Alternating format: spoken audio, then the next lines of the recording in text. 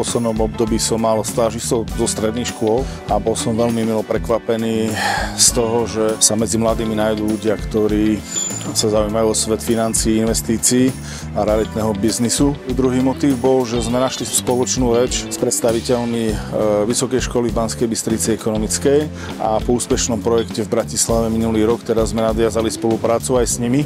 Skúsenosť zdravosťou treba spájať, takže rád by som odovzdal aj mladým ľuďom svoje skúsenosti, aby mohli ich potom využiť v ďalších svojich kariérach v našom regióne.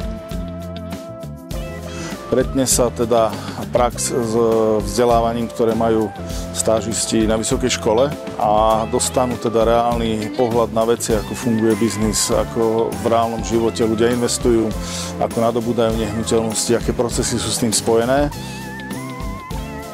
Začali vnímať úplne inak výdaje a veci, za ktoré utrácajú peniaze. Začali si viac uvedomovať, že je potrebné pri budovaní majetku pravidelnosť, dlhodobosť a nie je to nejaká náhodná činnosť. A dalo im to veľmi veľa skúseností, čo sa týka aj komunikácie, obchodných zručností a hlavne aj výsledkom úspešnej kariéry.